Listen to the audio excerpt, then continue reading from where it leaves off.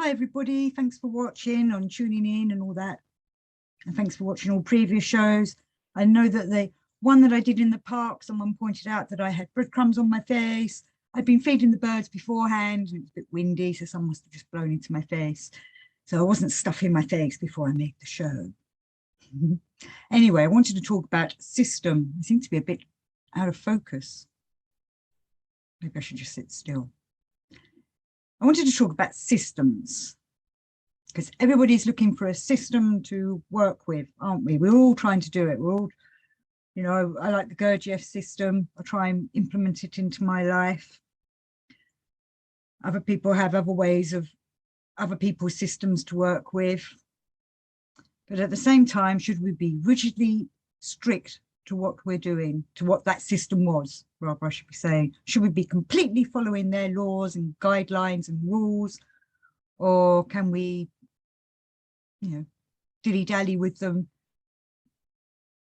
I myself am a bit of a, I take a little bit from here, and a little bit from over there, a little bit of Gurdjieff, a little bit of Steiner, a little bit of Krishnamurti, and of course the wonderful Bruce Lee, and others, and I mix them all together. You know, I find the more and more I read the New Testament or read books about Christ's parables or the other testaments that have been coming to light, you know, that were all not allowed to be in the canonical books, that there was decided that only certain gospels could get in. When you start reading all the other gospels as well, could be quite, what is very enlightening, because they give you, again, more parables to have to think about and try and work with. They also give you other clues to how that system works. You know, Christ came with love and to teach us all to love each other, and that love is the answer to bring the world together. But there was also deeper esoteric meanings to them gospels. And so you look deeper into the systems you're working at, like with Gurdjieff, the more you work with his work and read his books, or read books about him by people that were there, or read the Ouspensky books, every time you come to it again, you get a new way of looking at it, or a new exercise to work with, or another part of the system becomes available to you that suddenly perhaps you didn't get before, because you're progressing along up the ladder. You know, and that's the same with all these kind of systems. Each time something new comes along. But someone was emailing me and saying, well, Ouspensky said there was no system. And these were apparently his last words. But we don't know, none of us were there to see what context it was in, whether he was trying to pass the message on, or whether the people that took these last words down misunderstood what he was saying. I myself like to think what he was trying to tell us is that there is no system for everyone, but the system is there, and we all have to go to it from our own individual perspective. Like I was saying at the beginning, people stick rigidly to rules and ways, and if I do it this way because so-and-so did it that way and they reached enlightenment, if I do the same thing, then I will reach enlightenment. I don't think it works like that. I think for each person, it's an individual system, but we have to look at all these other systems to bring together, make the system that works for us, within the inner, that will come out into the outer. So I think Ouspensky wasn't saying there is no system at all, or he wasn't saying that there's no Gurdjieff system, that it doesn't work. I think he was saying there is no system that fits everyone. Each system is, you take the system and you work it and do it your way. And I'll leave it at that for a moment. I might come back to that. I should have really started the show with a wonderful William Blake quote, and I hope many of you like William Blake's art. He was around in the 1700s, 1800s, did this fabulous, what I would call esoteric art. He was going off into other realms and writing his own systems of how the universe and humanity came about, and went quite deeply into a philosophical tract all about how the first creatures or humans or the gods went on to create this universe. So he was making his own system. He was making his own creation story. But he had gone obviously to church and he'd learned all about the Bible. He read philosophers.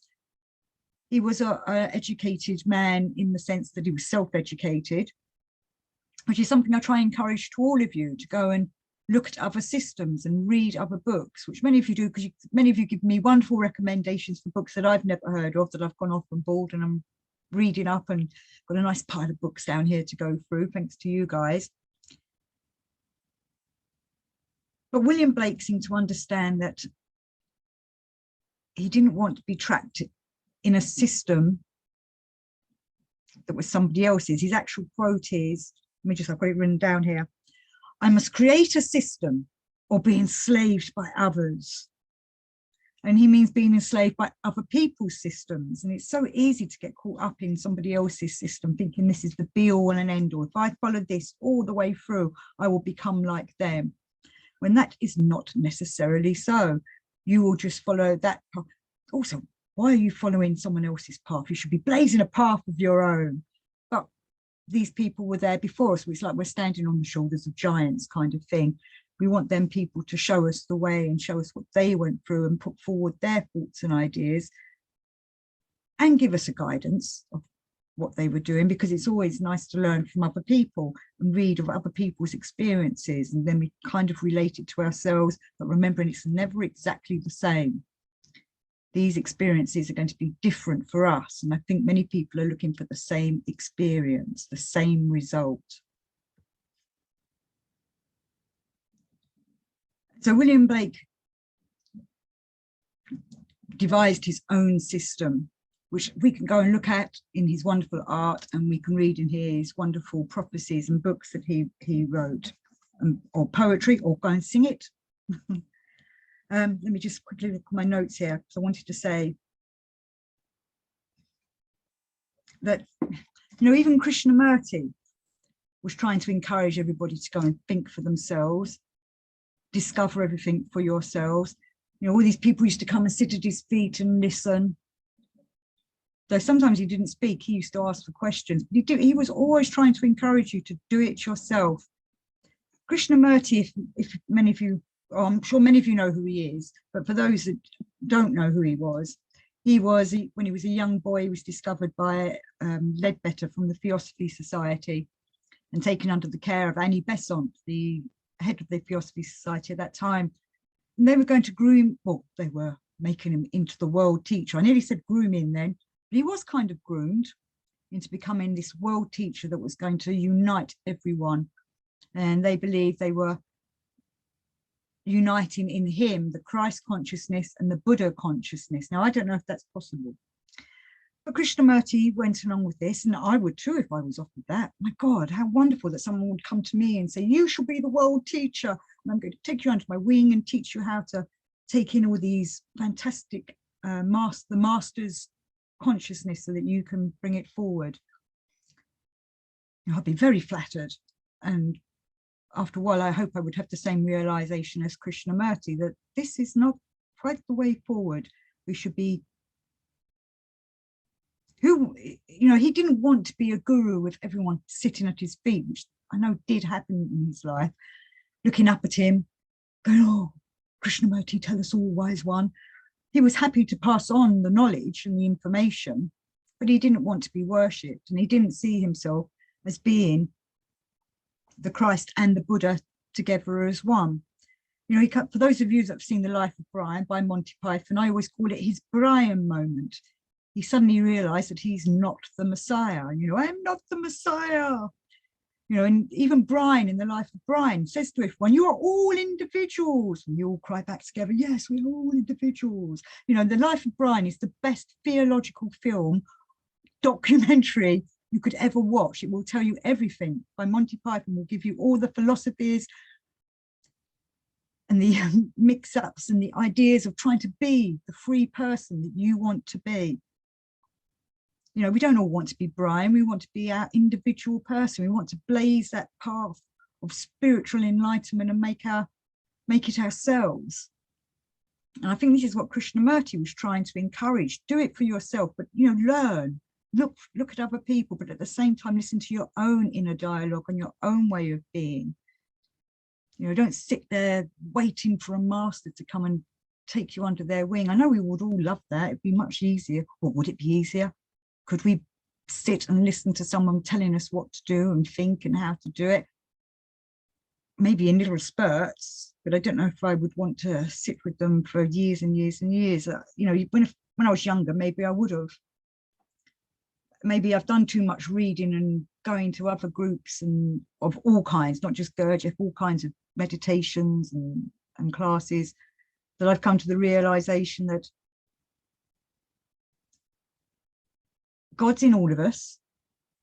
And if we want to develop it, we can, and we can, you know, become the Christ we want to be. We can bring forth the Christ consciousness in ourselves, but it would be our own unique version of us, because we are all unique people, even though we're all joined together, as they say in the old New Age world. We're all one, we're all the same, maybe, but we've also got our own unique individual spirit to blast forth. I keep saying blast forth, to blaze forth in glory, be the star you want to be. As Aleister Crowley used to say, every man and woman is a star.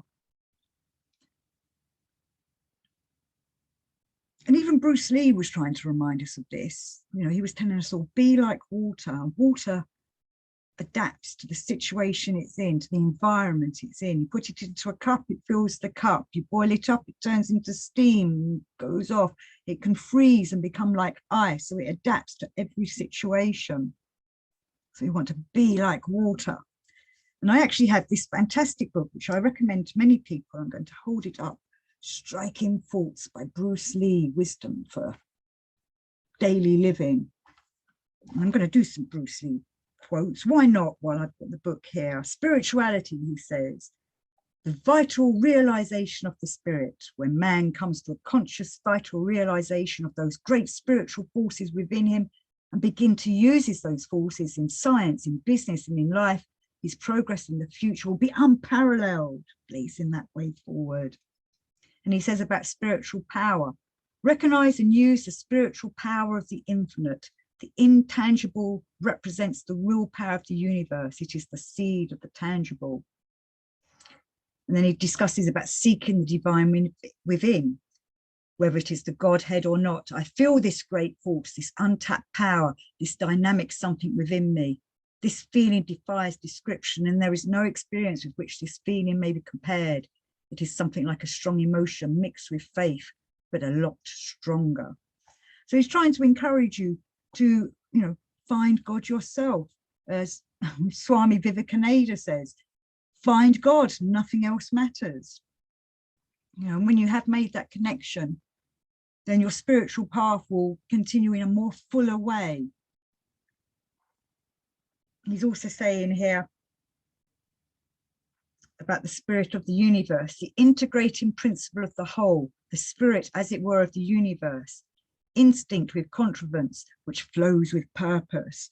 And when you're on your spiritual path, suddenly you do realize what is purposeful. You know, in our mechanical life, we think things that we're doing are for a purpose. And when you start to wake up and start being on your spiritual path, you suddenly see what is important, what is purposeful. You know, and then you start working with the universe, and you're doing the universe's purpose, because you're trying to, well, you're working with the universe. And if you look back in some of my Gurdjieff shows, I discuss how we can learn to work with the cosmic laws and the harmony of the universe. That's what we want to be a part of. And when you're going along on a spiritual path, you're developing your connection with the universe. You suddenly start seeing how everything's joined together.